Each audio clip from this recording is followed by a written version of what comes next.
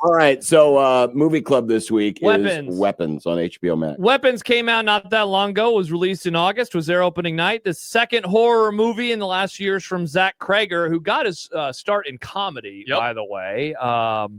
And it shows a little in this one. The log line of this is awesome. The trailer was great. It's a bunch of kids that leave their home at 2:17 a.m. They run in a very distinctive way. You don't know why, you don't know where, and you're hooked. What do you think we need to do here, Kent, spoiler-wise? I mean, it's such a new movie. Avoid all of them. It's too new. Avoid them 100%. Okay. Because All this movie, I think, is it. I'll probably go ahead and do a best of the year list, even though I don't have some place to run it necessarily. This will be by far on my best of the year list. Yeah. Nick, you should volunteer to house Kent's list on 1620thezone.com. Oh, that's a good idea. The movie is told in such a cool way as well, in terms of nonlinear, and you're bouncing around. You're hanging out with specific characters at a time, but it's also very Pulp Fiction. It's overlapping as well. It's funny because you say that because I went back into the wiki just to do some things, and the wiki tells it linearly. Yeah, and that's when I realized how much more I enjoyed the way they told the story. Yes, because literally they go from character to character to character, and then the way that they pieced it together, as far as the order in which the characters are shown. Like the first character's arc that we see, teacher, is the teacher played by Julia Garner from Ozark. She was the sassy redneck from Ozark. 3-time Emmy winner. Yeah, she's really good. She's really good, and she's really good in this. Yeah, but I really enjoyed how they told the movie. So they bounced from her character and then to the next one, and then at the end, then basically where everyone's story leaves off, that's where it picks up and it finishes probably the last 30-ish minutes. I thought the way the story was told was as engaging as the story itself. Yeah, and Ken, it's funny, I saw it in 2.5-3 months ago, and it's not that I had forgotten that it did it that way, but more I turned it on, I was like, that's right, like it does this and this and this, and I just got so excited all over again to hang out with the Julia Garner character and then hang out with the Josh Brolin character, who, by the way, he has the line delivery of the movie when he wakes up from his dream and he drops the WTF. I laughed so hard again because I'd forgotten about that line. So I'm glad you brought up that line, because that is one part of this movie, along with many others, where you really so Zach Krager, his background is in comedy. Whitest Kids You Know. I used to watch it all the time. I loved that show. It's like a sketch show. And there's so many elements of Whitest Kids You Know in this movie. The timing of some of the horror elements, the timing of some of the comedy, the way people would say things, that is all very Whitest Kids. And I really liked the way he used that background in this movie compared to his first movie, Barbarian, which did have some comedic moments, but this really felt like he found his groove as far as mixing the horror with his background in comedy, with his specific brand of comedy. Yeah. So well done. Yeah. And like you said, Kent, we're not going to spoil anything, but I mean, maybe the funniest moments of the movie are at the end. Yes. I mean, the last 5-10 minutes. Also, are really hilarious. satisfying. A very satisfying end. Yeah. Yeah, this is better than what was the one we watched 2 weeks ago? The Hereditary? Hereditary. Much more satisfying ending than Hereditary. Yeah. I think another thing I was going to say, we can be a little more forthcoming with the description of the characters. We just don't need to say because I think that's part of to understand why this movie's so good. This teacher gets accused of, she's the one that had something to do with these kids disappearing. 17 kids. Yeah, because it's an entire class except for one kid. One kid doesn't disappear, but the other 17 do. And so then from that, it follows, the next character it follows is Josh Brolin's character, who's what do you want to call him? Contractor, I guess. He's a contractor who's a parent of one of the missing kids. And he's the parent of and he starts investigating on his own and he's the one that's really accusing her of having done something, but nobody can figure out what it is. And then you have the principal of the high school, who is pretty hilarious all the way. Yes. So good.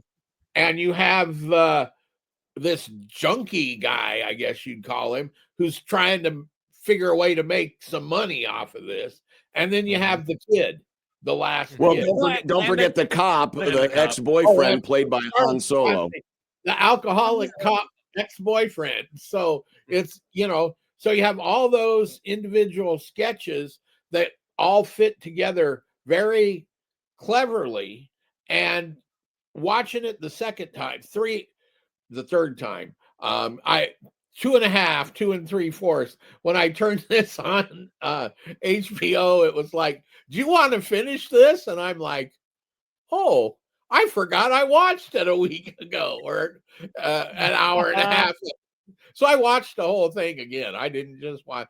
But now, having seen it the third time, you lose all the horror part of it, kind of diminishes, because you know what's going to happen, right? And but the filmmaking and acting and all of that is even more, to me, impressive once you know everything, right?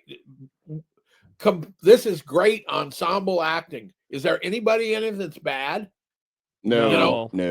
Amy Madigan is in it for what, 10 minutes, 15 minutes? She plays the kid's aunt, and she's great,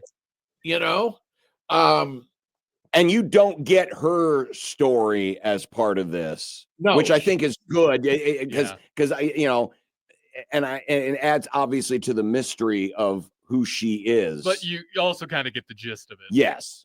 The interesting thing was, because I've now seen it enough times, you could figure out what was going on if you watched carefully. They don't have to spell it. When you get to the end, it kind of pretty well spells everything out. Right. But if you watched carefully, you could get pretty close before the big reveal at the end. You could get a sense of, okay, this is kind of what happened. I don't know exactly how, but you can get the sense, and that's clever, really well done writing, to be able to kind of tip it off in a very subtle way and still have it be like, what is, WTF, which is kind of the whole middle 2/3 of the movie, I picked up on it around the gas station. That's when I'm like, okay, I know what's happening here, but I want to see how this goes. And the fact that the first real reveal that there is something supernatural going on is because of the school principal. And I think it's a perfect choice for it. 100%. Because he comes out to attack Julia Garner's character, and it's perfect. Mm-hmm. It's absolutely and it's so perfect. quick too, because it's like quick. It happens and it's unexpected. You're just like, wait a minute, what's that? And then it's time to leave that and go and tell a different story. I think that you learn 2 other stories until they circle back to that. They circle back to him and why what happened. He went weird. Situation. So continuing on with the characters, I really liked the depth that all the characters had. It did a really good job of fleshing out everybody and just showing how complex everyone is. Like, even the teacher, I liked, I was very sympathetic toward her, but also she really freaking annoyed me sometimes. Wow. There were some parts, same with the cop women and annoying you. the tweaker, and I was more sympathetic toward the kid, but yeah. But even because I would consider the principal to be a side character, right? But even his story, fleshing it out just a little bit, I think was integral to the movie, even though he certainly, he would be on the B list in terms of character importance. The shot, and I've used it on Twitter, the shot, Kent, of the hot dogs, how they have 7 or 8 hot dogs, all of the side. And like, it's so funny because it's like, wait a second, are these 2 guys about to take down that many hot dogs while they're watching the Discovery Channel or whatever it was? That was a Whitish Kids. Yeah, I've heard that that's a reference. I didn't even get the reference, but I thought it was hilarious nonetheless. It was a really nice reference too, because Trevor Moore, he passed away a few years ago, and they both of them were behind Whitest Kids You Know. So it was like a cool homage to have Trevor still there represented. The thing that this does that we're coming to is, and why it's so good, I think, and this is, two things, I guess. One, it kind of is following in a series of, elevated horror or whatever crazy term they want to use. But if you look at the other movie that's for certain to be on my best list is Sinners. Mm-hmm. Incredible movie. And what these movies are doing is they're not straight up horror, right? They're almost genre defying, because this is sometimes drama, sometimes horror, sometimes comedy, sometimes sci-fi, basically. And Sinners was I consider it a mystery, a mix as well. And it's a way they've actually found to bring a new twist, I think, to Hollywood, to the movies, which I'm always complaining there aren't any new good ideas. Oh, the other one, the Jordan Peele movies I'd put in this list. Get Out. Yeah. Ken, like, I think, like you mentioned the horror elements earlier. I think if you are listening to this or watching this and you're like, I'm not a really big horror fan, I would say that it has moments where you will jump, but it is not horror dread. It's a mystery. It's a mystery. It's a mystery investigation. It's a great mystery box movie. So I would say if you are, especially if you can like take some and leave some, I would say to give this one a go, because I think you'll really enjoy it. It's very funny, and I think it unspools in a really interesting, cool way. And I think honestly, most of the scary moments are within like the first, I'd say, half hour, 45 minutes. And then after that, it just kind of happens, Well, and until it does get violent, some people. Yes. Oh, yeah. Very. Some people have trouble with the violence. If you have trouble with the violence, you might want to leave this one alone. Right. But it's not, I wouldn't classify it as gore. No.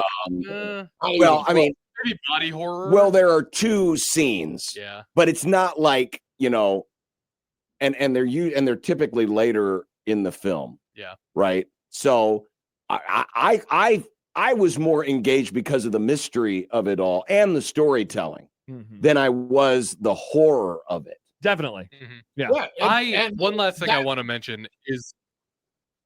Go ahead, Nick. The cameras and the way they use some of the cameras, like that one scene where the camera was on the door and he was trying to escape. And there was a lot of really cool, smart camera angles and uses in this movie that I don't think I've seen before. Yeah. What were you going to say, Kent? Well, the one thing I was going to say is that's why it's, quote, elevated horror. The horror isn't really the main. What that is trying to send a message of this has got some horror elements in it, but it's a real movie, right? It's not a slasher movie, or it's not a the cliched horror movies. It's not that. No. It's a movie. Yeah. I would say, and not that it's a huge list. I was just flashing back through the other movies that we've seen this year. I would say of the newer movies that we have reviewed this year. So I'm not counting like, when we did iRobot or Spaceballs or Spinal Tap, because those are older movies. But of the newer movies, I'd say those made in the last, I'll even branch out and say 10 years. Easily, this is my favorite of this year that we have done. Easily. I mean, it's really good and it's really smart. But it's not so smart that, I mean, it's simple to follow with, right? It is a mystery. The characters are complex, but they're not overbearing. Well, like I said at the start, it's shot very well. And the hook is just so cool. I still remember seeing the commercial, because the commercial, the early trailer, was like the Ring doorbell footage. And so it's like, what on earth? Because the way too that they run, the very specific style that they run, you're like, what is happening in this world? And you Julia Garner's character draws sympathy for you almost instantly. I mean, you don't have to build for 30 minutes to feel that there's something here that this character is going through. Yeah. And I think that's hard to do. Yeah. If I had to nitpick one thing, and I get why it is titled Weapons, the title's almost misleading. Well, yeah, because there's the one line from Josh Brolin where he, and I won't say it because I think it is a sneaky little good line, but I think that's like that, when I watched it again, it's like, oh yeah, that's right. That, because I was trying to remember, like, why do you call it that? And and I understand it. It makes sense when you think about it, but it made a ton of money, Kent. So like, I was going to say, could they have done better business if they have a better title? Yeah, I'm not saying that they've done better business. Yeah. It's pretty crazy for $38 million budget that they brought in somewhere in their neighborhood of 200 million at this moment. According to Wiki, it's at 268. Yeah. Okay, so for a random horror movie like that's crazy. Yeah, it is. It's I recommend it highly. It is well done. Mm-hmm. Yeah, and here's my great fear. Kreger is, he's everybody wanted to hire him to do it. Now you got the big hit. Let's get this guy. The next movie is going to be a remake of Resident Evil. I know. It's so disappointing. Like, man, when we get these directors that I think are obvious, like really smart minds who have cool, unique ideas, and then it's like, so now my next movie is going to be a video game. It's like, come on, really? Here we go, Nick. Hold on. Boo! I have a lot of hope that Kreger will do this justice and do it right. Solid. Because he grew up in that era. So like he knows the material. Rather original. I also would like an original movie, but video game movies have been getting better over the last 10 years. Tomb Raider was almost perfect. Almost. I'm sorry, but until they make the Atari football game I used to play at Godfather's into a movie, Didn't Jordan Peele just do that? Just a bunch of X's and O's going at each other on a tabletop video game. It was great fun.